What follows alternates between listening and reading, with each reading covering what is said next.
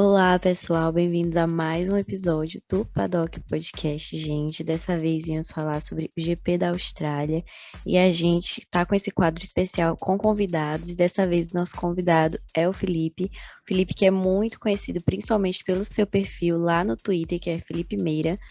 Ele sempre está fazendo posts a respeito da Fórmula 1, principalmente comentando sobre as coisas que acontecem, colocando sobre coisas que já aconteceram lá no passado da Fórmula 1, trazendo tudo de informações possíveis e imagináveis para todo mundo. Felipe, seja muito bem-vindo. Obrigado por topar participar aqui com a gente. É, Muito obrigado, eu que agradeço. Bom dia, vamos falar sobre, né, esse GP de madrugada, que fazia tempo que a gente não tinha isso na Fórmula 1, e né, teve gente que saiu feliz e gente que não saiu tão feliz assim dessa corrida. É verdade, essa corrida aí foi cheia de surpresas, gente. Eu achei que a corrida ia ser morna, mas até que teve muita coisa acontecendo. Vamos começar então. Vamos começar falando da qualificação, né? Acho que na qualificação sempre a gente consegue, pelo menos na maioria, né? A gente consegue ter alguma ideia do que estava acontecendo. O GP da Austrália que foi de madrugada, que mudou assim completamente o meu horário de sono, eu acredito. E o de vocês também, assim, foi uma coisa meio difícil do que a gente estava acostumada, principalmente no ano passado que a gente não teve, né? E para começar, né? O Q1, logo no início do Q1, os pilotos saíram do box, o Aston Martin, principalmente, teve muito trabalho esse final de semana, seguia finalizando os carros do Vettel e do Stroll. Eu queria logo começar perguntando o que vocês acham que está acontecendo na Aston Martin. Foi um erro no projeto? Ou eles pensaram de uma forma que poderia acontecer e agora eles estão vendo que não é dessa forma, eles têm que mudar mais a parte mecânica ou mais a parte da aerodinâmica? Eu acho que, inclusive, é muito do que a gente está se perguntando também sobre outras equipes, como, por exemplo, a Mercedes.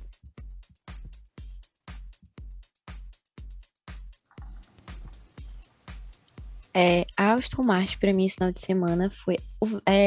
Tanto que a volta do Vettel eu já sabia que talvez fosse um pouco conturbado, né? Porque para ele era a primeira corrida, então eu já fiquei meio assim do que poderia vir a acontecer, mas nunca, gente, na minha cabeça passou que nesse GP ia ter tanto problema com a Aston Martin, assim. Realmente eu não esperava que fosse acontecer tudo que aconteceu com os carros. Foi muito surpreendente para mim, pelo menos foi muito surpreendente. A Aston Martin, eu acho que o Otmar, né, saiu da Aston Martin e foi para a Alpine, ele saiu falando coisas como tipo, como se o Lawrence Stroll, né, o pai do Lance, tivesse interferido demais dentro da equipe. Ele disse que isso atrapalha bastante a questão de desenvolvimento do carro, de tudo, né? Do clima da equipe no geral. Uma equipe que antigamente, como Racing Point, como Force India, era conhecida pela excelência, conseguindo fazer bons carros com um orçamento bem menor, por exemplo, que na época as equipes grandes. E agora que ela parece ter mais dinheiro, não está conseguindo sair do lugar, mas dizem que tem uma interferência do Stroll muito forte ali. Então, eu acho que já começa por aí. Eu acho que realmente o conceito que a Aston Martin trouxe, ele foi muito. Até. Se eu imaginasse um carro de Fórmula 1 para esse ano, seria esse. E, tipo, ele foi muito conservador, isso que eu quero dizer. E talvez eles, por exemplo, usam o trem de força traseira da Mercedes, né? Então, da própria Mercedes. Então, isso também deve ter atrapalhado nessa questão de conceito do carro. E eu acho que tudo isso se junta, né? Eu acho que o ambiente na Aston Martin não tá saudável e é difícil, assim, mas parece realmente que a Aston Martin tá para última força ou penúltima força do grid para esse ano. Eu acho que essa questão de relacionamento saudável, a gente pensa que não interfere tanto, né? Mas a gente acaba interferindo sim, porque a gente já teve provas disso com a Haas mesmo, né? Ano passado, a gente acompanhando e as coisas que saíam ali, que aconteciam às vezes nos bastidores, acabavam interferindo, querendo ou não. Com certeza. É... A Haas ano passado, né? Principalmente pelo que apareceu no Delta Survivor, deu pra perceber que o ambiente lá era bem complicado mesmo. por mais que a equipe tivesse no momento de transição e que ela não tivesse focado no regulamento do ano passado, tanto que usou o carro de 2021 praticamente igual, não atualizou, não fez... De 2020, desculpa, ano passado. Não atualizou, não fez nada, mas realmente o Mazepin deixava um clima muito pesado numa equipe pequena, né? A Haas era uma equipe bem pequena, atualmente uma equipe bem pequena. Por exemplo, o social media da Haas é o próprio mecânico lá que faz as coisas e realmente, né? A Haas mudou bastante para esse ano. O clima da Haas parece outro, mas ver o que vai acontecer com a Aston Martin nos próximas corridas, né? Para ver se eles conseguem melhorar. Eu lembro quando lançou esse carro que tinha até boato que eles já estavam preparando um carro B, né? Eu não sei se isso é verdade, mas talvez seja a alternativa para eles terem um melhor desempenho. Acredito que sim. E eu acho que a gente pensar no carro da Aston Martin desse ano talvez seja pensar em se o Vettel vai ficar na equipe ou se ele vai sair para outra ou até mesmo se aposentar. Porque eu acho que no final, sim uma escolha do Vettel, né?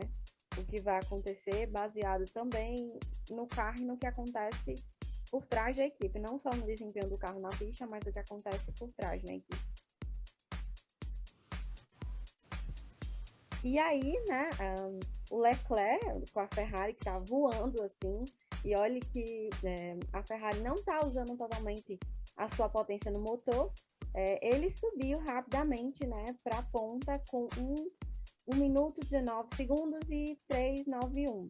O que eu achei que é um tempo acima do melhor tempo do final de semana até então, já feito por ele mesmo na sexta, né, que foi 1,18,978, mas não é tão discrepante assim. Após ele ser superado pelo Sainz, depois ele foi superado pelo Sainz, e Pérez, ele também retomou a liderança com 1 minuto 18,891, que foi o melhor tempo do que ele tinha feito na sexta-feira. Inclusive, apesar do Sainz ter se dado particularmente bem nesse Q1, eu fiquei um pouco, assim, surpresa do que está acontecendo com o Sainz, porque parece que eu não consigo entender se é somente um problema no carro ou um problema de adaptação, ou os dois, porque ele também já falou sobre os problemas no carro e também um problema de adaptação dele, o que para mim foi uma surpresa, porque para mim o Sainz, ele era uma grande aposta na prática de adaptação do carro, que era o que o Leclerc, inclusive, e o Lando também falavam muito de como o Sainz ele conseguia se adaptar bem ao carro. Pode ser também um pouco da pressão, pode ser também continuar sobre os problemas no carro que ele anda tendo nas últimas 3 corridas, ele teve pelo menos algum probleminha no carro, e também a adaptação, né? O que é que vocês acham?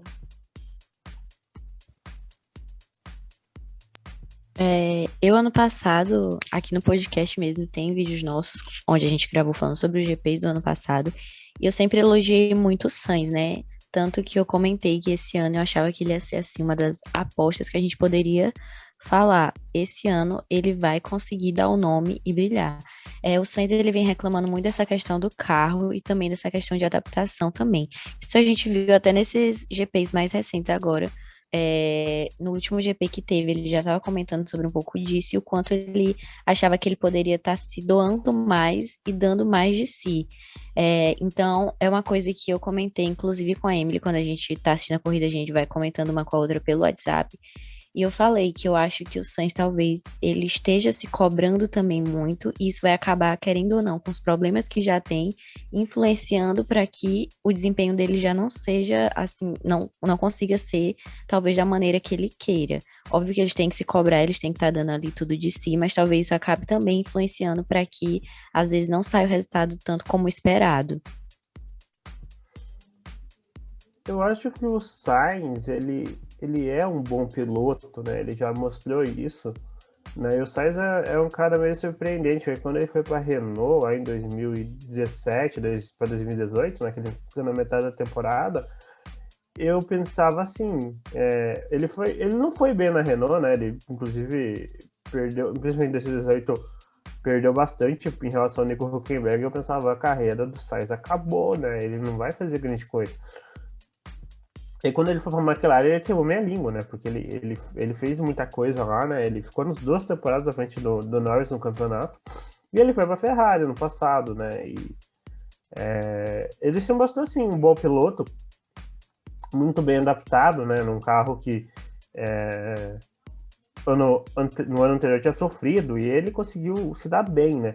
Mas eu acho também que um pouco assim do que muita gente acreditava sobre o Sainz, por exemplo, até ser melhor que o Leclerc, era uma questão de uma ilusão, porque o carro da Ferrari, ele era um carro que ele foi bem instável durante a temporada. Tinha corridas que ele poderia ser a terceira força, até a primeira força, como pareceu em Mônaco. Tinha corridas que, né, como o GP da França, que parecia que a Ferrari não ia conseguir arrumar o carro. Tanto o Sainz quanto o Leclerc não ficaram sei lá, depois do top 10, né, nem marcaram pontos. Mas a Ferrari foi conseguindo arrumar o carro e no final as consolidou como terceira força, né?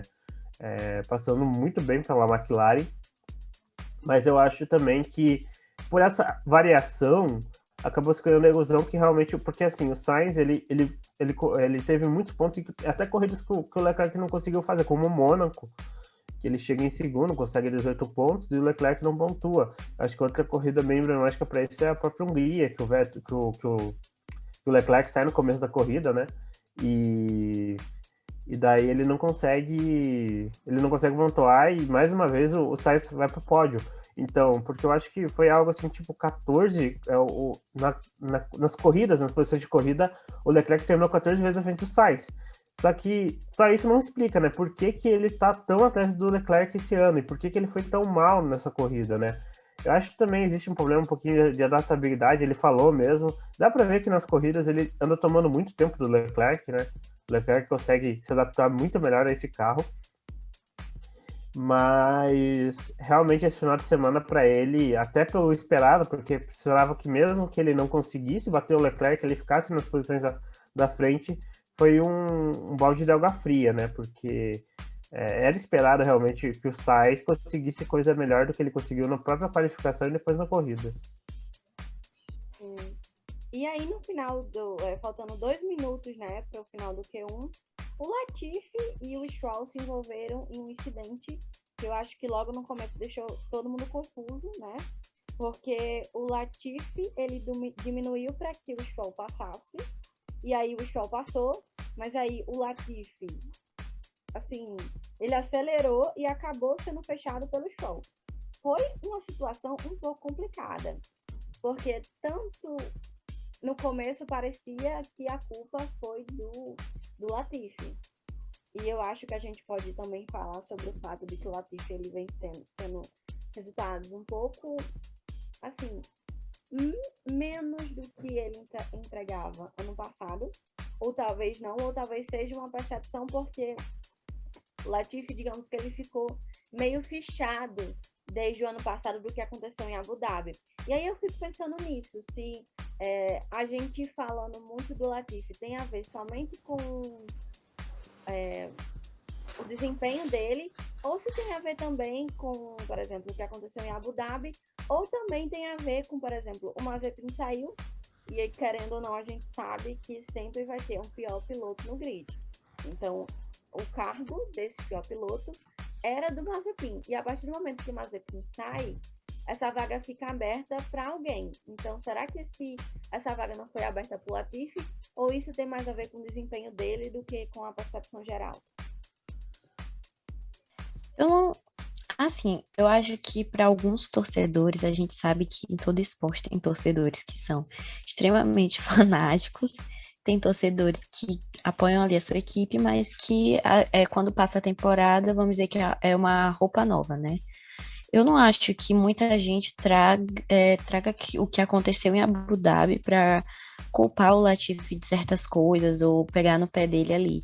Eu acho que ultimamente o Latifi ele não vem mostrando um bom desempenho, gente, sendo bem sincero, eu acho que ele não vem mostrando um bom desempenho e isso às vezes acaba que acarretando para que quando aconteça algo, e se alguém não estiver prestando atenção ali no momento assistindo, pode acabar logo colocando assim de cara a culpa nele, porque como a Emily falou, de início, quando aconteceu ali, tanto comentaristas eu assistindo, quanto acompanhando pelas redes sociais, de cara todo mundo falou, a culpa foi do Latifi. Só que aí aquilo, depois teve replay e tudo mais. Eu acho que ali foi um erro, assim, gigantesco dos dois, assim. Eu acho que foi muito uma troca ali e eles não tiveram entendimento e aí acabou acontecendo aquilo. Mas a gente também teve provas que esse final de semana o Stroll estava bem empolgado, viu? Porque depois disso que aconteceu com o Latifi, se seguiram outros episódios acontecendo outras coisas. Eu acho que o Latifi, né? Eu achei ele um piloto muito querido, né? Nunca. Todo mundo que já ouvi relatos dele, né? Todo mundo que já falou dele, normalmente fala que ele é uma pessoa muito legal, muito querida com todo mundo, mas sinceramente o Latifi ele é um cara que é realmente, com a saída do Mazepin, o pior piloto do grid. Eu acho que, infelizmente, é isso, né? Então, eu acho que não tem nada a ver com o que aconteceu em Abu Dhabi, com as outras corridas, é que realmente o Latifi, comparado aos outros pilotos, ele realmente tem, né, um desempenho abaixo. E eu acho que tudo isso se junta, né, para quando acontece algum acidente, as pessoas já botarem a culpa nele, né? Mas eu acho que ali naquele acidente entre os dois canadenses, né, eu acho que o Latifi deixou realmente o Stroll passar, só que daí a hora que ele viu, acho que era o Bottas, eu não sei se era o Bottas ou o Joe atrás dele, era uma Alfa Romeo, né? A hora que ele viu aquilo, ele falou, pô, tem que acelerar, né? Porque ele ia atrapalhar. E a hora que ele foi acelerar, o Stroll foi bem feliz, que bem na hora o Stroll vai para direita, né? E aí ele acaba batendo. Eu acho que realmente na conclusão, realmente foi a maior culpa do Stroll. Mas realmente é complicado. Quando eu vi o acidente, eu até fiquei preocupado, né? Porque ele, ao vivo, né? Foi bem pro lance que o Latifi já tava rodando. Eu falei, nossa, o que aconteceu? Será que ele bateu forte, né? E daí, quando foi ver, era uma atrapalhada ali, principalmente do Stroll, mas acho que também um pouco do Latifi ali.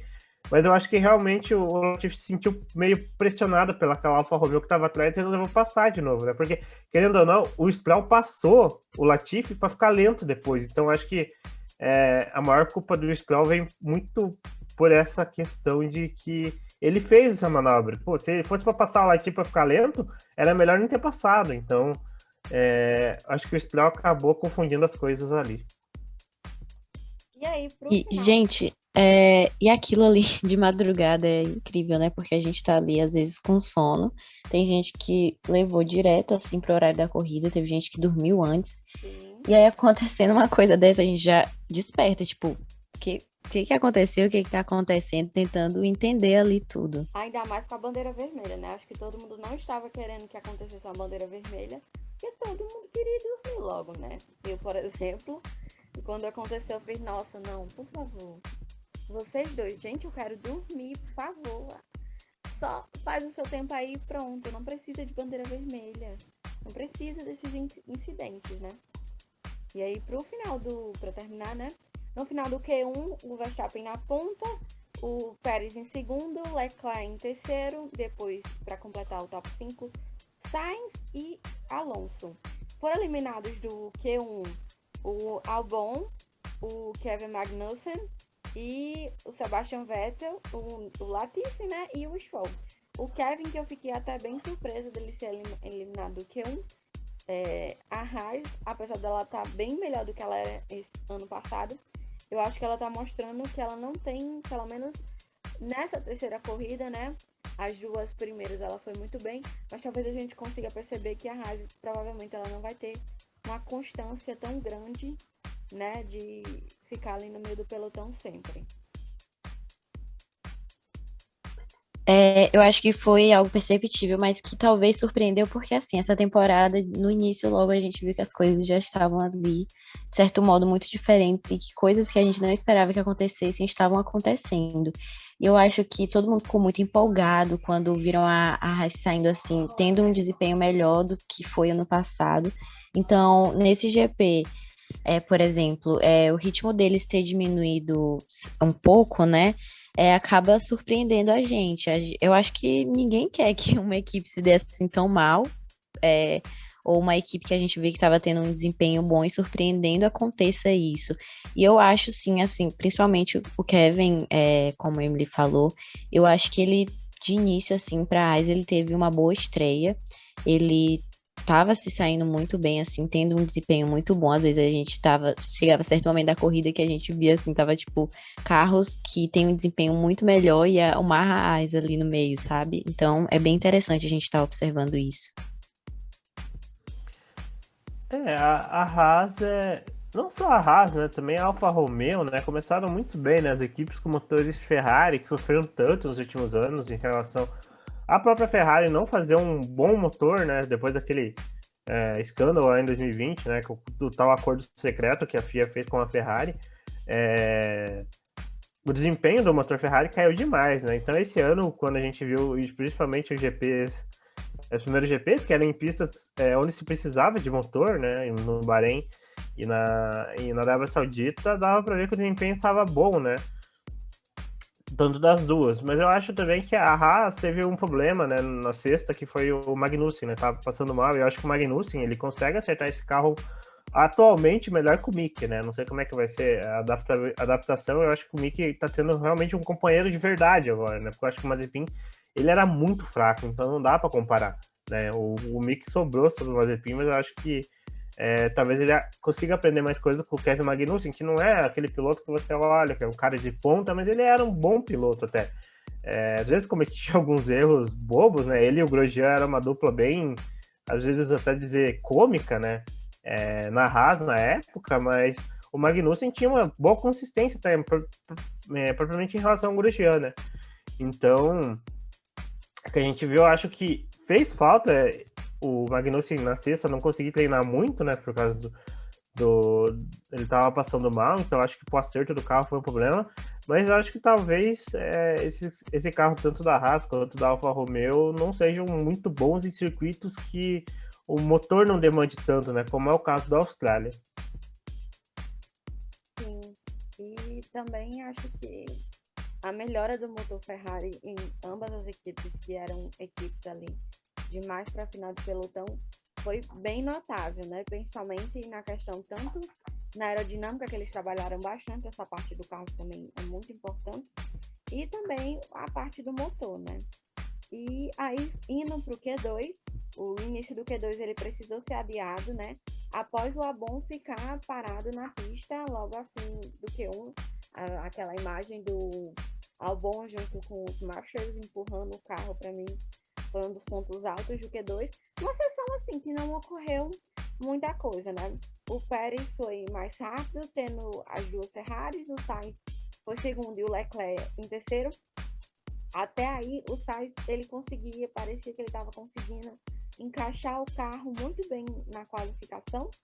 E aí o Verstappen foi para quarto, atrás do companheiro da Red Bull, né? O Alonso foi quinto. E para completar o top 10, o Norris, o Russell, o Hamilton, o Ricciardo e o Ocon.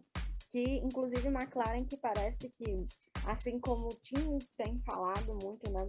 A questão da acertabilidade do carro em pistas diferentes, com resultados diferentes, como por exemplo eles tinham ido muito bem no Bahrein, e foi um pequeno desastre nas duas últimas corridas, e agora a gente consegue ver que eles estão conseguindo acertar mais o carro, né?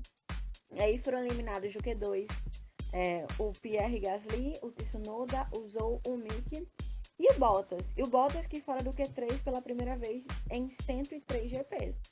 E aí eu acho que a gente pode falar também, né? Que a gente já falou sobre a não constância da Haas.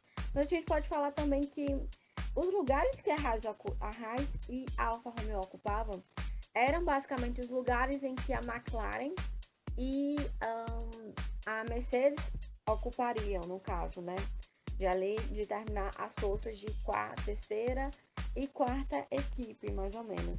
Então, com a Mercedes tentando se acertar e a McLaren conseguindo se acertar, eu acho que também, apesar de eles terem um carro muito bom, como que a gente pode falar, o esperado que eles percam um pouco da sua... A gente pode perceber um pouco da perda da performance em relação a isso. Pelo menos assim, na minha opinião, eu acho que pode ser também em relação a isso. a Mercedes e a McLaren conseguirem se acertar e naturalmente a Alfa Romeo e a Haas terem que ocupar posições de equipes e pilotos no grid um pouco menor. Eu concordo que isso vai acabar em certos momentos influenciando, né? E é o que muita gente está esperando aí, que é esse momento onde a Mercedes e a McLaren elas vão conseguir chegar ali naquele equilíbrio, mas a gente pega nas entrevistas agora passadas dos chefes de equipes, por exemplo, o Toto Wolff, ele já tinha comentado que para a Austrália, por agora a Mercedes não ia trazer nada de novo, o Hamilton, se eu não me engano, também comentou, só que é igual, eu comentei com alguns amigos meus ao assistir Fórmula 1, que eu particularmente, Vitória, creio que a Mercedes vai conseguir, assim, se recuperar. A gente tem que esperar o que vai acontecer para os próximos GPs, mas eu não descarto a possibilidade da Mercedes vir para a disputa também, não descarto, porque pelo que a gente viu, mesmo o carro não estando assim dos melhores, os pilotos ainda estão conseguindo ali tirar leite de pedra. Então a gente não pode estar descartando possibilidades. A McLaren, eu fiquei muito feliz por esse final de semana da McLaren, porque eu acho que assim foi o final de semana onde eles conseguiram se sair melhor desde o início da temporada.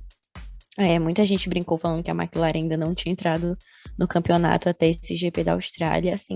Fiquei tanto feliz também, principalmente pelo Richard, né? Porque eu acho que ele estava muito feliz de estar correndo em casa. Então, acho que foi legal o que aconteceu ali, deles conseguirem manter aquele equilíbrio e dar uma melhorada.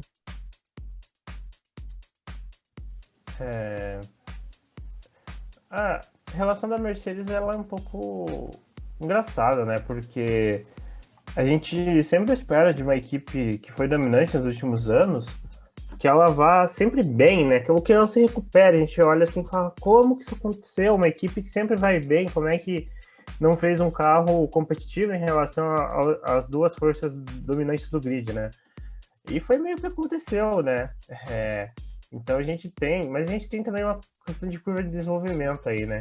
Como é que vai ser, como é que cada equipe vai melhorando o carro e eu acho que o grande problema da Mercedes é em qualificação mesmo, porque em qualificação eles realmente sofrem, às vezes, para conseguir se qualificar bem. Mas já era também esperado que a Mercedes, em um circuito que não tivesse tantas retas, fosse melhor, porque sofre menos com porpoising.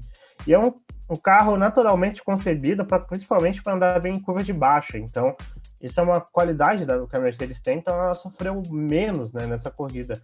E a McLaren foi uma boa surpresa também. Acho que eles trouxeram algumas atualizações, pelo que eu vi. E eles foram muito bem, né? Eles foram a quarta força do grid, né? E o começo, né? Muito trágico. A McLaren, apesar que na Arábia Saudita eles iam pontuar com os dois carros, provavelmente, é que o Ricardo abandonou, né? O Ricardo estava até à frente do Norris, né? Mas realmente é bom ver a McLaren, né, pelo menos ali no meio campo, né, porque não dá para uma equipe grande, né, e a grandeza da McLaren, ela atravessa anos, né, por ser a segunda equipe que mais disputou GPs na categoria e uma equipe realmente que marcou história na Fórmula 1 e que realmente é a segunda equipe em tradição, né, acho que em sentido até de torcedores, a McLaren tem muito, né? Inclusive na pesquisa no passado saiu que a McLaren tinha mais torcedores e é bom realmente ver a McLaren se recuperando, né? Porque a gente não espera ver realmente Norris e Ricardo, que são dois bons pilotos, tendo que disputar as últimas posições. E aí, a gente indo pro Q3, né? Eu acho que os pilotos estavam com medo de uma nova bandeira vermelha, que atrapalhou alguns em terminar suas voltas ali no Q1. Só que eles saíram no box. E aí aconteceu uma segunda bandeira vermelha, porque o Alonso, ele perdeu o controle na curva 11 e acabou batendo na barreira de pneus com 7 minutos para o fim. O que, assim, para mim, não a questão da batida do Alonso, mas a questão da qualificação, que o Alonso estava indo muito bem até ali, pode ter atrapalhado também, com certeza atrapalhou, né? A bater sempre atrapalha. Atrapalhou a qualificação que eu acho que ele esperava. Tanto que, se eu não me engano, não tô lembrando com certeza, ele terminou a corrida atrás do Ocon. O Ocon estava na frente. E aí, com 15 minutos para o final, o Charles confirmou já a pole, né? 15 minutos depois, no caso, no final do Q3. O Charles, ele confirmou a pole, né?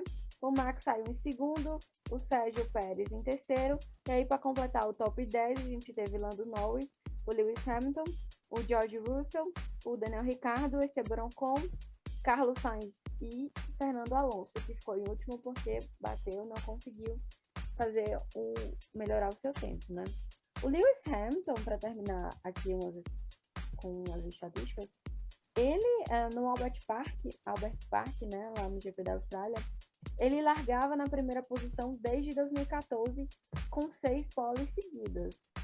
E aí, falando sobre estatísticas, também tinha uma super curiosa, que era que quem geralmente não conseguia a pole, quem ficava ali em segundo lugar, era quem conseguia vencer a corrida. E aí eu fiquei um pouco assim, porque o Max estava em segundo, e o Max geralmente ele é muito bom de largada. Então eu fiquei pensando que talvez o Leclerc ele não ia sofrer um pouco na largada para recuperar depois. O que foi que a gente não viu ali logo no começo, né? Mas que no dia da qualificação eu acho que muita gente pensou.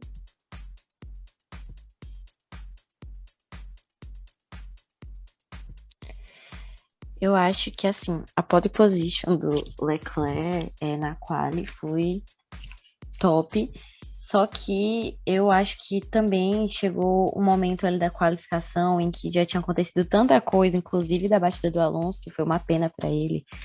Acho que ele com certeza deve ter ficado bem frustrado depois disso. Eu acho que já tinha acontecido tanta coisa que talvez chegou um momento que eu já esperasse que seria, por exemplo, Leclerc que fosse fazer a pole. Então, não foi assim, acho que não foi uma das qualificações mais emocionantes que a gente já teve até agora. Mas foi uma boa qualificação, sim. Eu particularmente gostei, só que eu acho que depois de tantos acontecidos, eu pensei que ia acontecer mais alguma coisinha pro final, mas deu de emoções, assim, pro dia, pelo que já tinha acontecido, deu de emoções.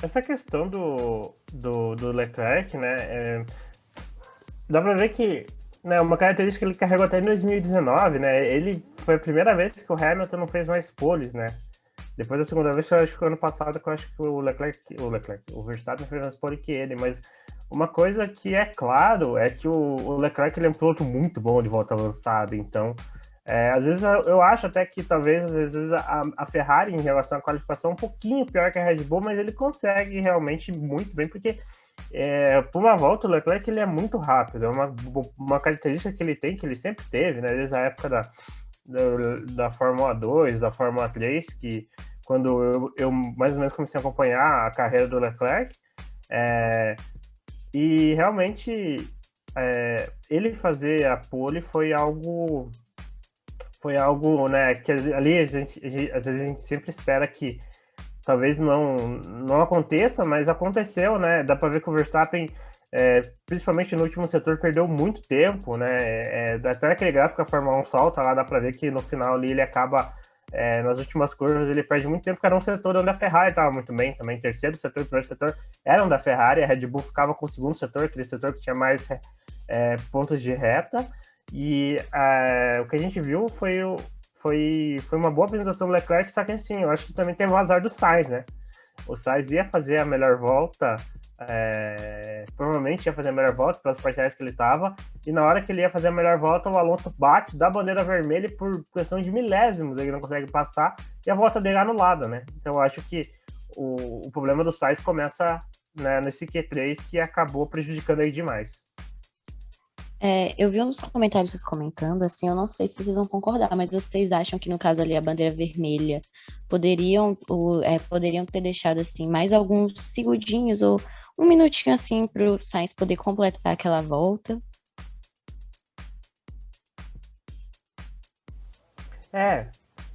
Eu acho que sim, porque foi meio muita sacanagem, né? Porque assim, o cara tá lá com a bandeira vermelha. O que eles podiam fazer era botar a bandeira amarela localizada e esperar quem tava fazendo a volta, que já tinha passado pelo ponto, né? No caso, que não tinha sido atrapalhado pela questão do Alonso, terminou a volta para aí sim da bandeira vermelha. E eu acho que foi muito sacanagem com o Sainz, né? Eu acho que mudou totalmente, né? Porque se o Sainz largar na frente, talvez as coisas seriam diferentes, né? Se o Sainz larga em segundo, terceiro ali, talvez as coisas seriam muito diferentes. E meio que isso deu tudo bem, né? Porque ele fez da corrida foi muito pior, mas eu acho que mudou totalmente as coisas e o Sainz que fez uma boa volta e por um azar acabou vendo todo o esforço dele indo em vão por causa de uma bandeira vermelha, né?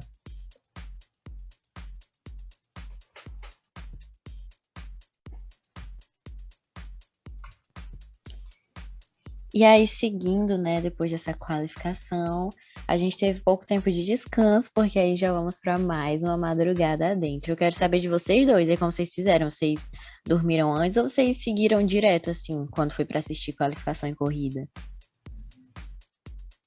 Eu dormi antes, eu dormi cedo, e aí acordei só na hora mesmo que era para assistir a corrida.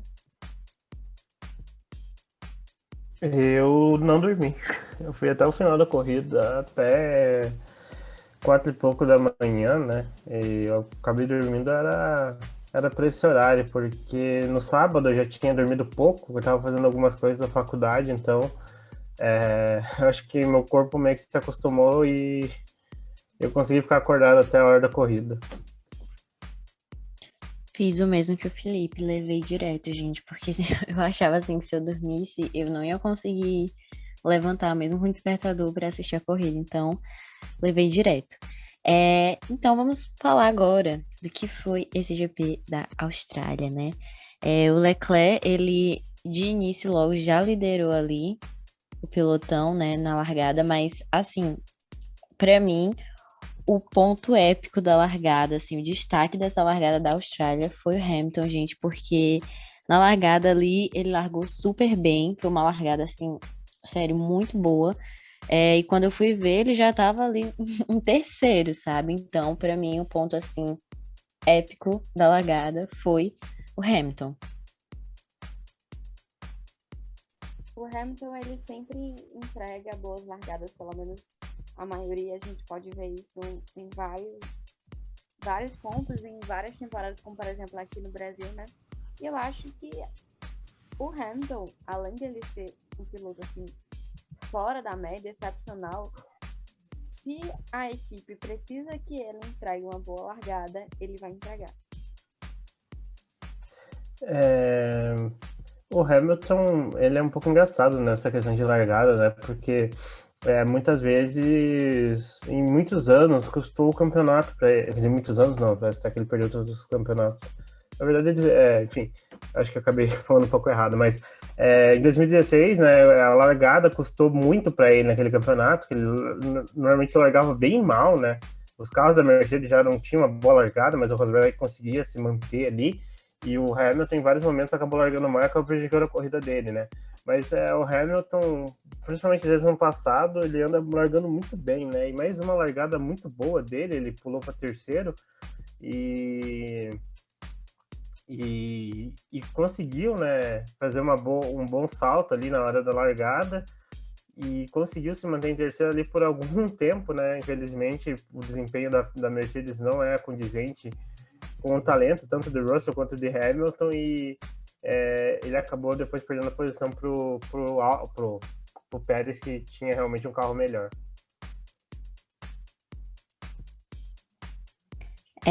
E aí a gente comentando aqui sobre Sainz, desempenho do Sainz, eu acho que o final de semana foi realmente difícil para o Sainz, né?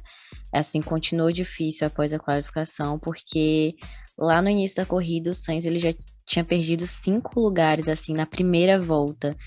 Então, a gente já percebe daí que alguma coisa ali já estava acontecendo. Isso foi algo surpreendente para vocês também, assim, na primeira volta o Sainz já perder 5 lugares?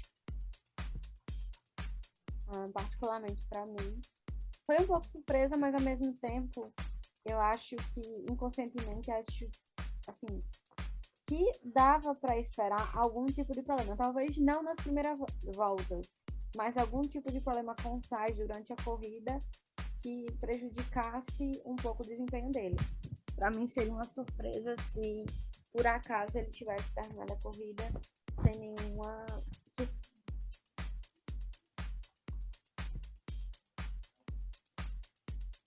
Eu não cheguei, gente, assim, a pensar que fossem acontecer tantas surpresas assim como aconteceram com o Sainz, porque já seguindo aqui, depois disso, o Sainz ele foi para fora da corrida, né? Isso, tipo, logo no início da corrida, então ele não participou tanto, assim.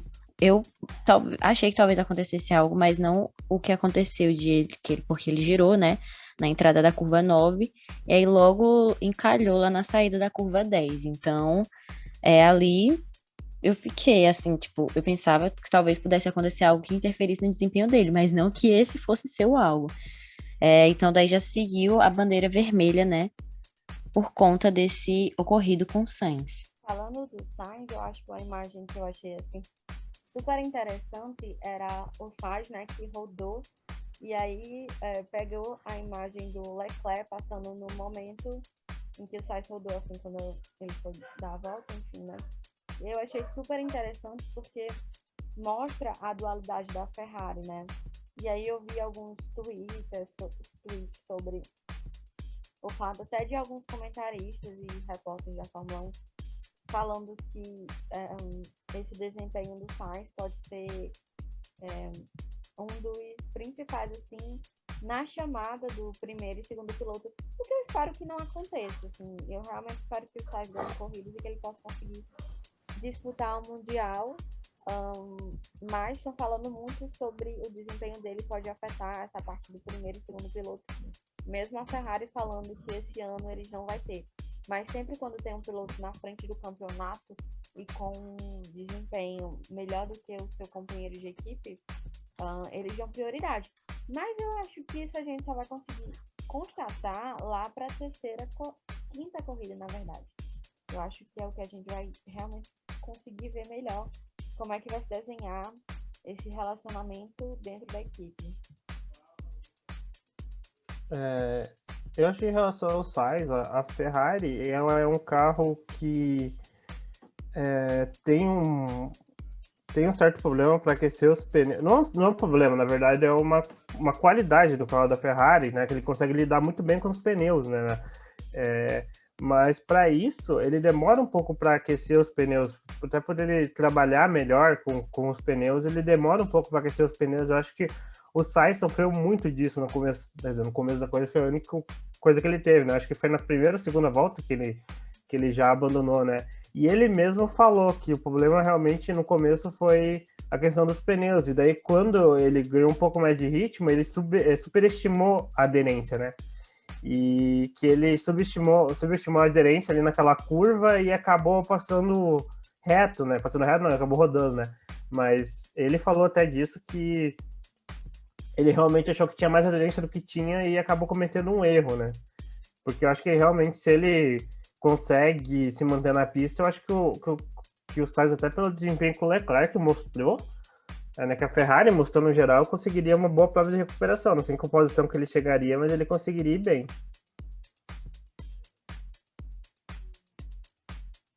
E a gente comentando aqui, falamos sobre a largada e sobre a largada do Hamilton, né? Só que aí foi se passando dado o tempo da corrida, depois de ser ocorrido com o Sainz, e o Sérgio Pérez, ele ultrapassou o Hamilton e se colocou ali no pódio, né? É uma coisa que a gente até postou, gente, no nosso IG do Instagram, e o que a gente vê muito nas redes sociais é que todo mundo comenta a respeito das disputas Pérez e Hamilton. Eu particularmente gosto muito de assistir, eu acho que sempre que eles têm ali alguma disputa em alguma corrida, dá um gás pra corrida, porque é muito bonito ver eles disputando, assim, eles são muito respeitosos um com o outro, e é muito bonito, eles sempre estão ali fazendo ultrapassagens um no outro. Eu realmente gosto muito de assistir Hamilton versus Pérez.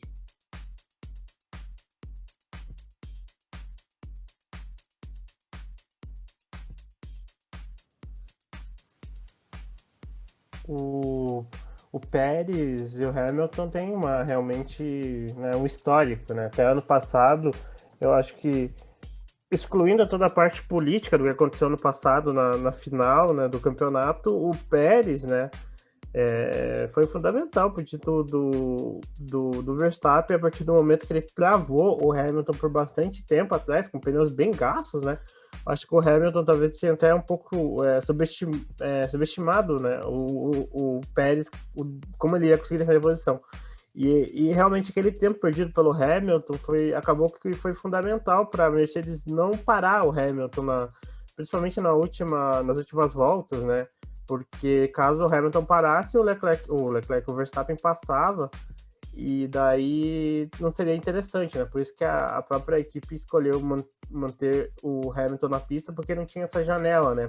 Dele conseguir ir pro pit stop e conseguir voltar a tempo, né? Mas é sempre bem interessante ver Pérez e Hamilton disputando. Até dá para lembrar de outras disputas, como o próprio GP da Turquia do ano passado, né? Acho que também, outra vez que o Pérez foi fundamental para a Red Bull, porque ele travou o Hamilton e depois o Hamilton não conseguiu. O Hamilton vinha muito embalado, né?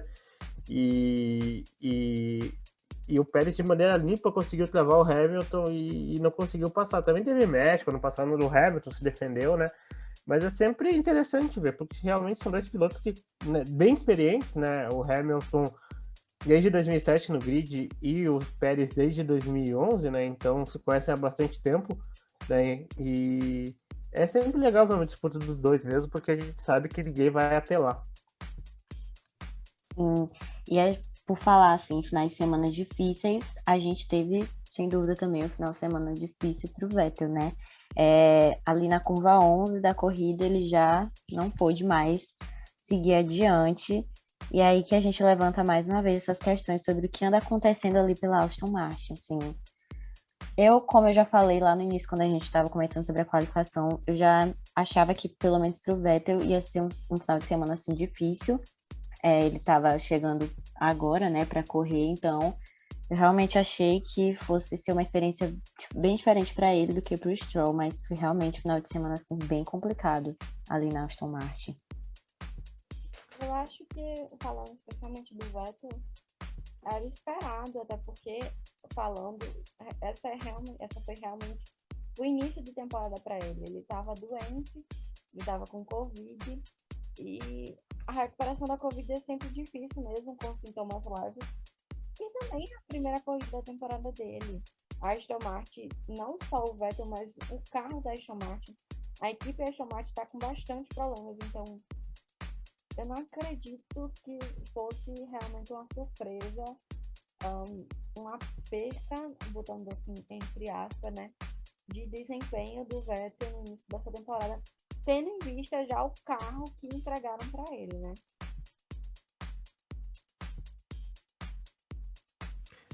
O Vettel é uma questão, né, curiosa, né? Porque quando a gente vê, ele saiu da Ferrari e muita gente até esperava que na Racing Point, que estava muito bem, que depois virou Aston Martin, ele iria se dar melhor, né? Por causa do desempenho. Até o Pérez venceu a corrida em 2020, né? Então, se esperava realmente que a Aston Martin viesse forte para o ano passado e às vezes até esse ano, né? Talvez tivessem errado alguma coisa, mas talvez eles viessem forte. Mas realmente o inferno atual do Vettel tá bem longe do fim, né? Ele saiu da Ferrari, a Ferrari melhorou, né? E agora ele tá no Aston Martin e realmente o Vettel, que eu acho que atualmente não é um piloto muito adaptável, né? Ele já mostrava um pouco desses problemas na Ferrari.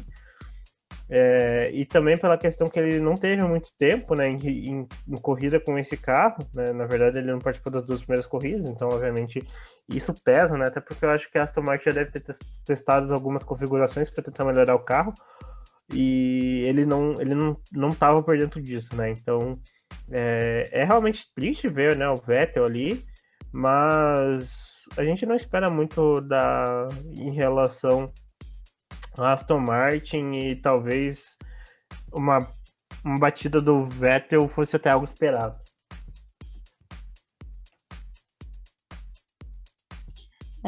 E aí teve bandeira amarela porque o Vettel teve que parar, né? E não sei se vocês perceberam ali que, dado momento da corrida, o Mick, ele quase bateu na traseira do Tsunoda, né? O pilotão desacelerou e o piloto da Haas, né, o Mick, ele foi pego ali de surpresa e ele até falou ali no rádio, porque foi por pouco, gente. Quem tava assistindo, assim, atento, deve ter reparado que foi por pouco. E aí eu já fiquei apreensiva, que eu pensei, não, minha gente, mais uma bandeira porque já, gente, seguindo o certo horário, eu acho que já era umas 2 e alguma coisa da manhã, a pessoa vai ficando cansada, né? E aí, como a Emily falou, depois que você já teve uma bandeira vermelha e mais uma bandeira amarela, você já fica assim, não, não é possível que vai acontecer mais algo. E realmente, né? Ali parece que o Gasly freou, aí o Tsunoda respondeu e o Mick veio, né? Nossa, foi bem. O reflexo do Mick foi muito bom, né? Até algo para quem fala dos pilotos, eles têm que treinar muito reflexo, né? Até por situações assim, né? Porque o que poderia ter sido um acidente muito feio, né? Porque acidentes, quando a batida acontece daquela forma ali, acabam sendo às vezes muito graves, né? E realmente, né, o Mick conseguiu sair daquela situação, né? Eu acho que foi acidental, né, para os três que estavam na situação, mas sorte do Mick, sorte do Tsunoda que realmente não aconteceu nada, mas foi um lance realmente perigoso. E aí também a gente foi levando ali, dado o momento da corrida. Ali na corrida a gente falou sobre o desempenho do Kevin na Haas, e ele ainda chegou em sétimo ali, ó, por ali. Então, mesmo apesar dele ter passado mal, como você até mesmo comentou no final de semana, ele ainda conseguiu esse feito.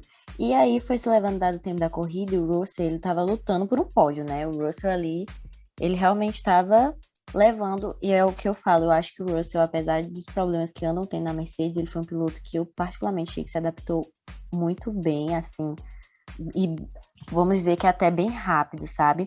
E aí, nessa luta contra o Pérez, né, pra ver quem conseguia um pódio, ele meio que já estava gastando os pneus, então no rádio foi aconselhado a ele que era mais importante ele deixar o Pérez passar se isso estivesse desgastando muito os pneus dele. Ele respondeu no rádio que isso não era algo que ele queria ouvir, porque realmente eu acho que não é algo que o piloto queira ouvir, né? E mesmo assim, mesmo com essa ordem, ele segurou muito bem e deu ali o desempenho dele para ver como se seguiria e para ver o que ele ia conseguir fazer a partir daquilo.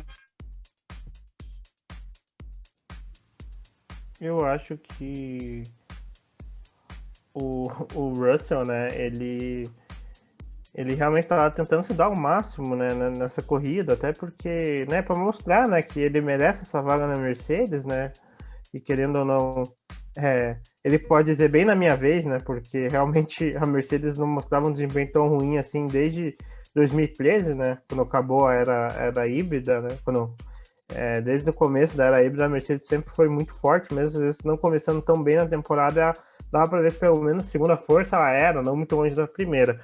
Mas realmente o Russell estava, né, tentando lutar contra o Pérez, mas eu acho que um grande problema até que o Hamilton teve em relação a essa corrida, quando ele estava tentando passar o Pérez, né, é que a velocidade de reta da Mercedes é muito baixa. Então, acaba que para disputar é muito difícil. Quando ele está disputando para tentar não ser ultrapassado, ele tem essa desvantagem de velocidade de reta, então acaba sendo mais fácil para os adversários. E quando está tentando ultrapassar, essa desvantagem acaba aparecendo ali que não dá para passar, né? Não dá para colocar de lado. E é um problema que a Mercedes ainda tem, né? Por isso que ela sofreu mais em corridas com pistas de alta, né? Do que em Melbourne. Mas ainda sofre, né? Mas realmente o Russell tentou se dar o máximo, mas não tinha o que fazer, né? Em relação ao Pérez. O Pérez estava com um equipamento melhor e acabou que o pódio foi um bom presente, né? Porque quando a gente olha o prognóstico do final de semana, era esperado que se Sainz e Verstappen tivessem terminado a corrida e se principalmente Sainz tivesse largado à frente, possivelmente o Mercedes seria quinto e sexto e acabaram sendo terceiro e quarto.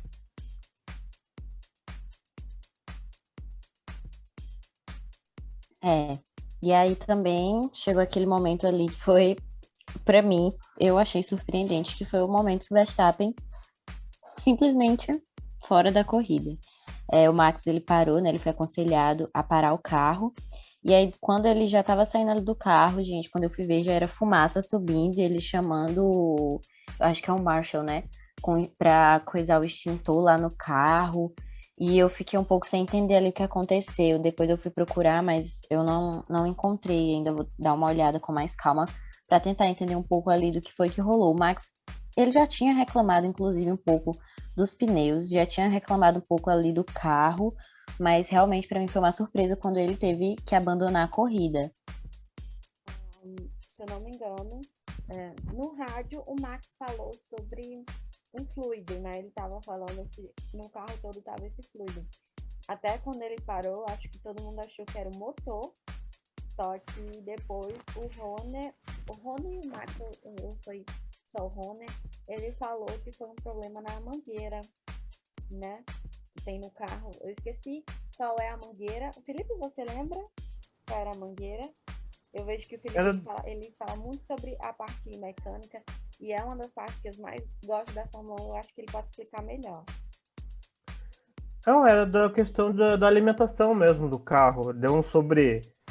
Estavam falando muito que. Né, e engraçado, naquele momento o Max Verstappen estava tentando, né, melhorar o ritmo, né? E talvez teve uma super. Uma questão ali de um desempenho acima do que o carro poderia aguentar, né, nessa questão, e acabou que o combustível vazou, né? E por isso que até pega fogo ali, não foi realmente o motor, mas foi o próprio combustível que vazou do carro e talvez é algo muito preocupante para agora a Red Bull, né? Mas a gente sabe que ainda mantém a estrutura da Honda completamente, tanto que o motor vai ser enviado para o Japão para análise, né? Do que aconteceu.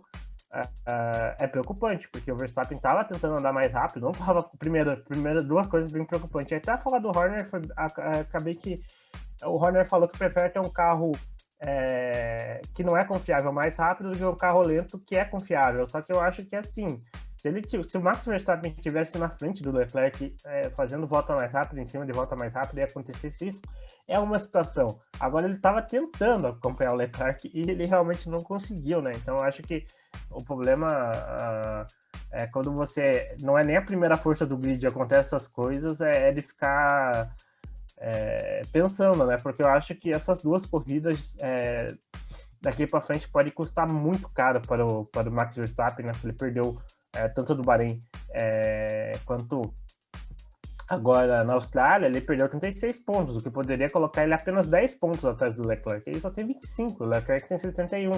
Então, atualmente, né, nessa questão de balanço de forças, onde a Ferrari parece melhor, mas a Red Bull parece a grande concorrente, já que a Mercedes ainda não conseguiu mostrar um desempenho condizente com os dois carros da frente, principalmente com a Ferrari, é realmente um problema, né? Porque quando o Verstappen tenta ir melhor, força o motor e o combustível acaba vazando, é algo que tem que se criar um alerta. Já aconteceu em outras situações, né?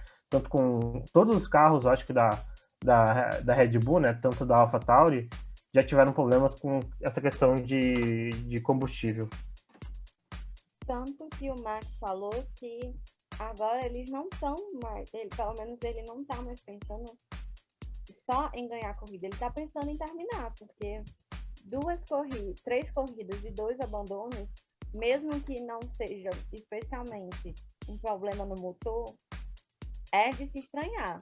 Então, eu acho que o que a Red Bull tem que fazer é pensar e ver o que está acontecendo nos carros, principalmente porque para o Max deve ser muito frustrante ele pensar que ele pode perder o campeonato, não só perder, mas ficar em quarto, quinto no campeonato de pilotos por abandono, porque uma coisa é você ficar em terceiro, quarto lugar, mas você pontuar. Outra coisa totalmente diferente é você não ter nem a chance de terminar a corrida.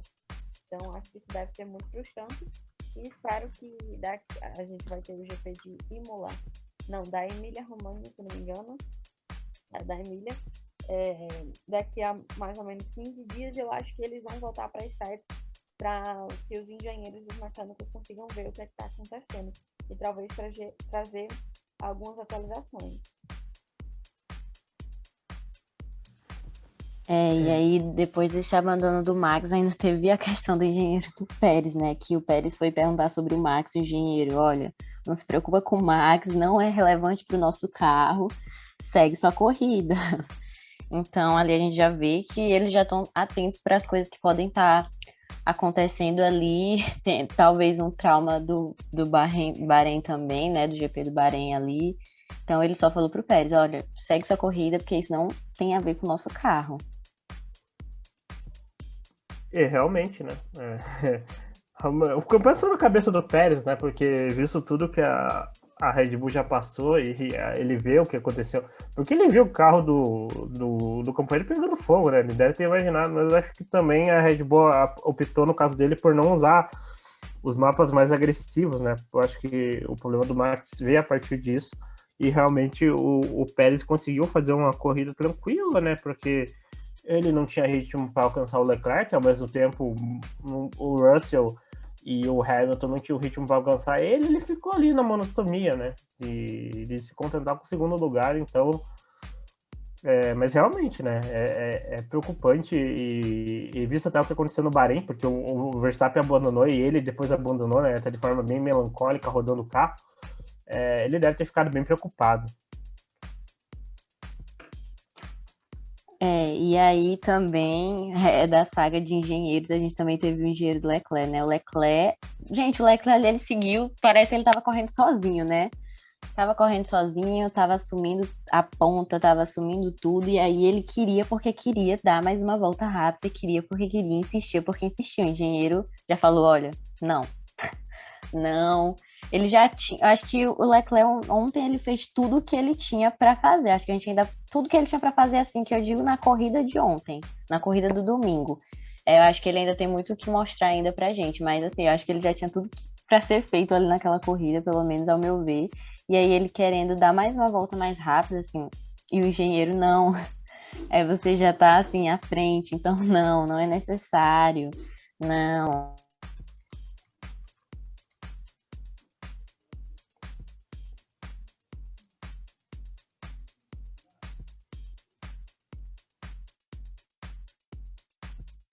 Eu acho que a gente também pode comentar sobre quando o safety car entrou na pista, né? Acho que dá para voltar um pouquinho, né? Que as estratégias, como sempre, o safety car, ele atrapalha Lewis Hamilton. Acho que o Hamilton, quando ele vê que é safety car, acho que ele deve tremer na base, né? Deve pensar, nossa. Na minha opinião, o safety car é o maior inimigo de Lewis Hamilton. Gente, ele leva assim, pra o maior terapia isso. inimigo. Acho que o Hamilton na terapia deve estar contando pra terapeuta dele a respeito do safety car, sério. Sim. E aí, né, o safety car, o Hamilton, ele parou antes, né, se não me engano, do Pérez, porque eles estavam, era a disputa que o Hamilton estava ali, né, pelo terceiro lugar, e ele parou antes do Pérez. Eles acharam que a Mercedes provavelmente achou que seria uma boa estratégia. Eu acho que eles não imaginaram que, no caso, que aconteceria um safety car naquele momento. Até porque a Austrália, enfim, na verdade eu acho que eles realmente não imaginaram que aconteceria um safety car. Eles têm todo um trabalho de estratégia, todas as equipes, para desenhar vários cenários para as corridas. Então, o que foi que aconteceu? Entrou o safety car na pista, Hamilton já tinha trocado os pneus, e aí Russell, né, que foi quem se beneficiou disso. Prejudicou o Lewis também comentou muito durante o safety car e depois, no caso também nas entrevistas, sobre um superaquecimento no motor. Acho que já tem umas 2 corridas que ele comenta um pouco sobre isso, e também da aderência, tanto que eu acho que o que pode ser mais perceptível foi na última corrida em Jeddah, que você conseguia ver que parecia que ele estava patinando na pista. Então, acho que a Mercedes tem que falar ver um pouco sobre isso. E aí foi que se criou um pouco, né, uma nova polêmica sobre uma possível, o Russell ultrapassou, depois de certificar, ultrapassou o Lewis, e aí começou a falar sobre uma possível ordem de equipe que o Lewis teria recebido para deixar o Russell passar. O que provavelmente não foi o que aconteceu, porque se você reassiste a onboard do Lewis, você consegue ver que o Bono diz para ele, né, para ele introduzir o lift and course for few times na volta 48, que é o que ele faz. Só que dá para perceber que o Lewis estava com esse problema de aquecimento de motor e também de ritmo. Apesar de alguns momentos o Lewis estar mais rápido que o Russell, ele estava com esse problema de ritmo e também por causa dos pneus. Então, é só então que depois que ele recebe essa ordem, né, que o Bono novamente entra na volta 53, que ele fala, só precisa de um pouco mais de elevação in the coast, né, para o Lewis, para ele tentar se aproximar mais. Só então que o Lewis, que acontece o rádio que ele fala, vocês me colocaram numa posição difícil aqui, que foi o que só foi transmitido esse rádio, não foi transmitido o rádio do Bono, por isso que eu acho que as pessoas podem ter achado que o Lewis recebeu uma ordem para deixar o Russell passar. Eu acho que, na verdade, a Mercedes não tem nem condições de escolher um primeiro, um segundo piloto, que eles já disseram que não vai acontecer, pela posição deles no campeonato. Acho que eles devem deixar as coisas rolarem para poder saber o que é que vai acontecer. O Russell só passou o Hamilton porque ele estava em condições melhores que o Hamilton. O Hamilton, depois, em entrevista, ele falou a respeito disso. Ele falou que o que ele quis dizer em que eles colocaram ele numa posição difícil foi pelo fato de ele não poder lutar pelo terceiro lugar, porque o motor estava superaquecendo. Então, ele teve que recuar e ficar para trás. Ele explicou depois em entrevista que foi isso que ele quis dizer quando ele falou dessa questão da posição difícil. Como a Emily falou, foi o que muitas pessoas pontuaram, falando que mandaram ele deixar o Russell seguir, que ele não ultrapassasse, ou coisas do tipo, e eu concordo totalmente com o que ela falou. Acho que não é algo que a Mercedes, por agora, está colocando como prioridade para pensar. E eles já tinham mesmo falado que não ia ter essa questão de diferença entre os pilotos.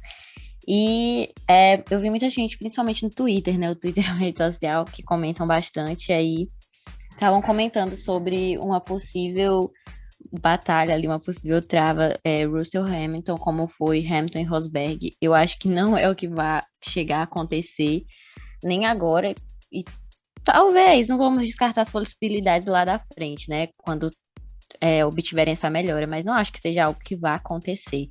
Ainda bem que ficou explicado, né, essa questão depois, porque para as pessoas não estarem levantando tantas questões, tantos questionamentos. Eu acho que foi bem nessa linha, até porque dá pra ver realmente que o Hamilton, depois que ele chega atrás do Russell, eles mantêm uma diferença, às vezes chegava a 1,5, 2, mas não passa disso. Primeiro que eu acho que seria muito difícil passar, acho que até o acerto do Russell estava um pouquinho mais para retas, então pro Hamilton conseguir passar ele seria bem difícil. Mas eu acho que realmente, até por questão dele estar atrás do companheiro da equipe, por esse carro da Mercedes, né, ter uma tecnologia, eles tentarem inovar na questão dos sideports mais menores, né, ali a questão de que isso acaba interferindo diretamente na questão de refrigeração do motor, né, por causa que com entradas menores, né, você tem... mas apesar de você ter tecnologia para isso hoje em dia, é muito diferente do que era antigamente, né? Então você tem muita tecnologia, tanto que a tecnologia usada pela Mercedes é de um laboratório de engenharia que tem uma questão ali de desenvolvimento aeroespacial, né? Então, quando a gente pensa ali, eles realmente fizeram radiadores bem diferentes para esse carro, mas como eu acho que o Hamilton ficou muito tempo atrás e eu acho que ainda a Mercedes não equacionou muito bem essa equação ainda em relação ao desempenho do motor em relação à questão de temperatura, ele acabou sofrendo mesmo, mas realmente foi um azar muito grande do Hamilton, que é a hora que ele para no safety car, né, pouco depois o Vettel que abandona, né, que a gente não estiver enganado, e daí o Russell, né, consegue, o Russell que estava em quinto, né, nem estava disputando como o Hamilton estava disputando com o Pérez, né, acaba ficando à frente dos dois, né, voltando à frente dos dois, e realmente é um azar muito grande pro Hamilton. E aí a gente vai se encaminhando pro final da corrida, né, e antes da gente comentar sobre esse final de corrida, vamos só dar um adendo, porque eu acho que merece, que é pro Alex Albon, gente, ele largou assim, em último, conquistou o P10, Ele fez 57 voltas com o mesmo pneu e, assim, pontuou, né? Então, eu acho que ele também merece muito reconhecimento por esse final de semana. Acho que ele fez um bom trabalho. O Josie Capito até falou sobre isso, né? Sobre que o álbum tava. Eles estavam esperando um safety car, uma bandeira vermelha, para parar o álbum, né? Por isso que eles demoraram tanto, porque. E realmente, para você ver o desempenho do carro da Williams, né? Era uma boa estratégia, né? Porque você tinha vários problemas em relação a isso. E o desempenho dos pneus duros se mostrou muito bom, né? Então, o que aconteceu ali foi que os outros que tentaram a mesma estratégia do álbum, que foi Magnussen e Alonso, acabaram se dando mal, né? Porque pararam e quando botaram pneus médios, o pneu médio não rendeu, estavam sofrendo muito com grain, né? Que aquela granulação do pneu, a borracha vai se soltando e isso vai atrapalhando a aderência, né? Porque essa borracha que se solta fica entre o chão e o pneu, né? E acaba atrapalhando a aderência. Tanto o Magnussen quanto o Alonso tiveram finais melancólicos, né? E enquanto o álbum, nessa estratégia meio sem querer, de parar na última volta, conseguiu um 10º lugar, que foi até surpreendente, né? A gente esperava que quando ele parasse, ele voltasse em 11º, 12º, não, ele conseguiu voltar, acho que à frente do Joe, e conseguiu essa posição. Foi um bom, assim, trabalho em equipe. E para finalizar, vamos para o último feito, né? O Leclerc venceu o GP da Austrália, gente. 2º lugar do Pérez e 3º do Russell. O Russell subiu ao pódio, seu primeiro pódio com a Mercedes. Assim, eu achei que o Leclerc foi espetacular. Todos ali tiveram seu reconhecimento e acho que muitas coisas da corrida colaboraram também para que tudo seguisse como seguiu. Logo após a corrida, uma polêmica que teve foi a resposta do Russell, e eu creio que seja para o que a gente comentou aqui sobre o que o Marco falou, né? O Russell ele respondeu que não importa o quão rápido seja o seu carro, se você não conseguir chegar até o final. Então, eu creio que isso pode ter sido, sim, uma resposta ao que o Marco comentou, né? Ou foi o Horner, né? Sobre a confiabilidade do carro. Isso gerou burburinho nas redes sociais, né? Como todas as falas dos pilotos geram. Mas é aquilo, gente. Quem fala o que quer, ouve o que não quer. Eu acho que o GP da Austrália foi um GP muito bom de se assistir. Não foi tão bom para algumas torcidas ou para torcida de alguns dos pilotos, mas a gente já foi para essa 3ª corrida do campeonato. Acho que ainda tem muita água para rolar. E assim, foi muito bom de assistir. Eu particularmente gostei muito. Eu também gostei muito da corrida, né? E apesar do Leclerc estar ali na frente dominando, né? Ficou bem claro e até um desempenho bem, entre aspas, assustador da Ferrari. Foi muito bem, né? Tinha gente que esperava que sofresse, porque na qualificação a Ferrari estava sofrendo com porpoise, né? Principalmente antes das curvas, acho que 9 e 10, né? Aquelas duas curvas ali. Naquele trecho onde inicialmente seria DRS e depois tiraram, né? Então, se esperava... até o Leclerc falou disso, né? Acho que depois da qualificação, falando, o nosso carro talvez sofra com porpoise, né? E todo mundo esperava, mas isso não aconteceu. O desempenho da Ferrari foi assustador do ponto de vista que, em várias voltas, o Leclerc mostrou uma superioridade infinita em relação ao carro da Red Bull do Max Verstappen, né? Inclusive... conseguindo... deu para perceber que se a Ferrari estava segurando um pouco o ritmo, porque se botasse o ritmo total, era capaz do Leclerc conseguir constantemente botar 1 segundo no Verstappen, né? Então a gente realmente viu um desempenho da Ferrari extremamente superior, né? E até algo que é meio, entre aspas, preocupante, né? Em questão para quem quer ver um campeonato disputado, porque 2 abandonos do Max Verstappen e a Ferrari mostrando esse desempenho tão superior na Austrália, para dizer que talvez esse campeonato acabe bem antes, né? Como foi o campeonato antes de 2020, né? 2021, que foi aquele campeonato menor para a Mercedes, talvez a gente tenha realmente uma leitura assim, mas logicamente que também tem a questão de curva de desenvolvimento. Muita gente ainda não chegou ao máximo potencial do seu carro. Acho que a Ferrari está melhor, mas talvez a gente tenha surpresa, mas realmente nesse momento assim, dá para ver que a Ferrari está sobrando, né? E a corrida em si foi muito legal, eu achei, pelo menos.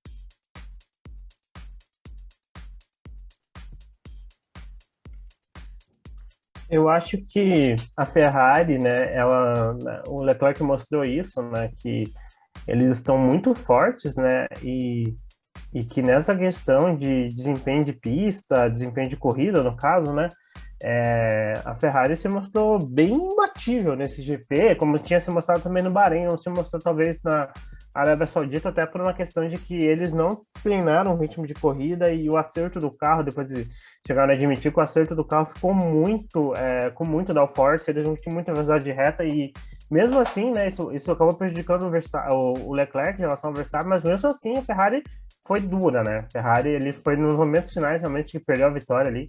Então, o que a gente está vendo realmente uma Ferrari muito dominante nesse começo de temporada. Não sei se vai continuar assim, né? A gente tem curva de desenvolvimento dos carros, mas se continuar nesse ritmo, eu acho que o título do Leclerc vem bem fácil. Eu acho que antes até do Brasil, que é a penúltima etapa, né? Que a gente sempre espera, pelo menos que chegue no Brasil o título. Mas se a Ferrari continuar mostrando esse desempenho superior, né, com o Leclerc, talvez seja um ano meio monótono na questão de disputa de título. Ai, gente, eu torço para que a disputa seja até assim, porque ano passado acho que foi a coisa mais emocionante da vida. Tipo, último campeonato, as coisas para serem decididas. Seria muito bom se fosse assim esse ano, mas é isso, acho que ainda tem muita água para rolar, né? Mais uma vez, Felipe, a gente quer agradecer você, assim, por topar participar com a gente. A gente está só iniciando agora, então é muito importante que as pessoas estejam apoiando e topem participar desses momentos com a gente, principalmente dessa parte, assim, do podcast. Então, muito, muito obrigada mesmo. A gente vai deixar na descrição do vídeo o @ do Instagram do Felipe e o perfil dele do Twitter. Sigam, porque ele tá sempre postando sobre automobilismo lá. E você vai poder acompanhar e ficar por dentro de tudo. A gente vai deixar também na descrição do vídeo o @ do nosso perfil do Instagram, gente. E muito, muito, muito obrigada mesmo. Espero que todo mundo tenha gostado. Espero que tenha ficado bem claro e vocês tenham entendido tudo que ocorreu nessa qualificação e nessa corrida do GP da Austrália. E até o próximo GP.